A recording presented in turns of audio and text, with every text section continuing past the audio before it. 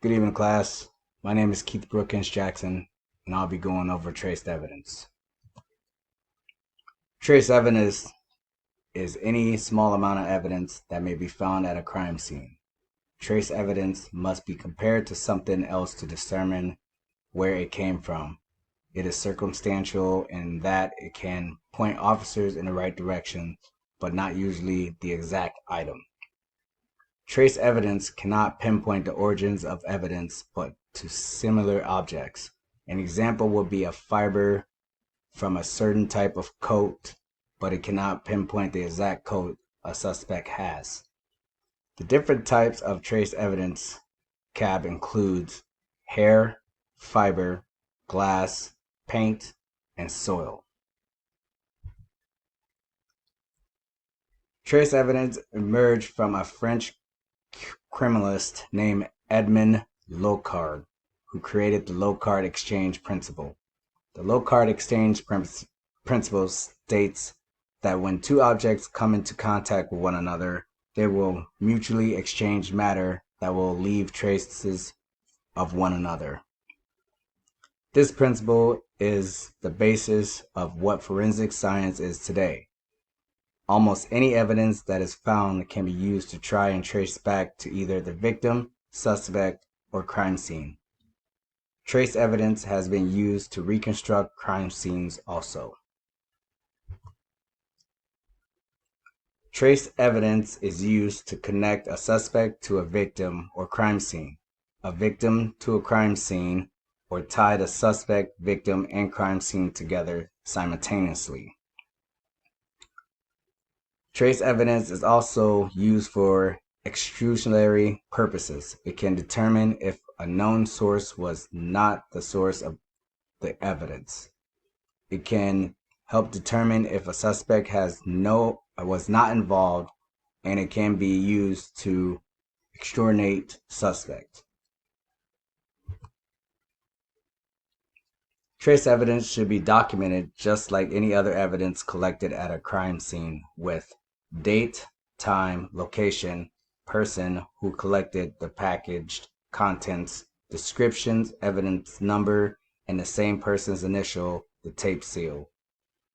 There should be documentation of more than one sample when available. There will also be two different types of samples, known and unknown. Unknown samples are the ones collected at the scene that will potentially connect the suspect. Known samples are what the unknown samples will be compared to. Trace evidence should also be documented with notes, sketch, and photos.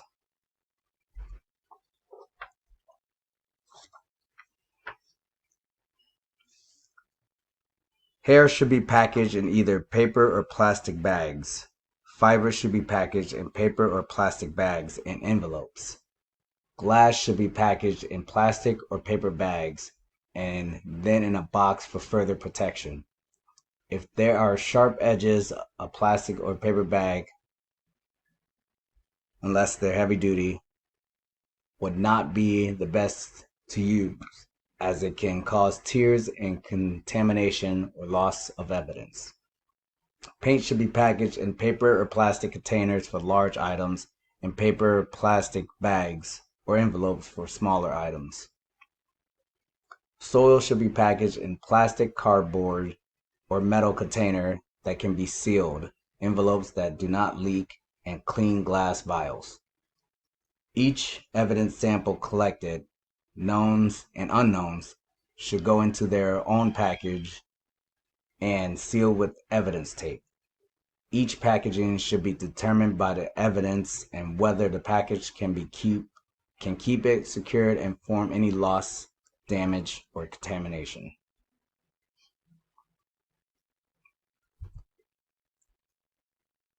The admissibility of trace evidence into court is based on two standards, Frye and Durbert.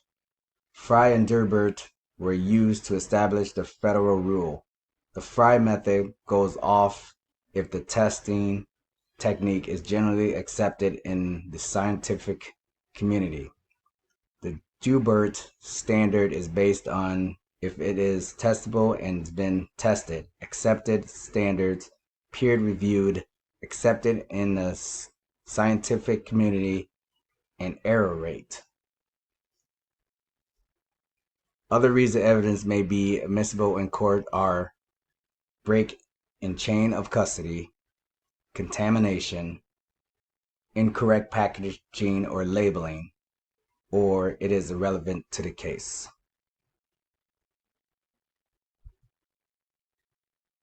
These are my references. Have a good day.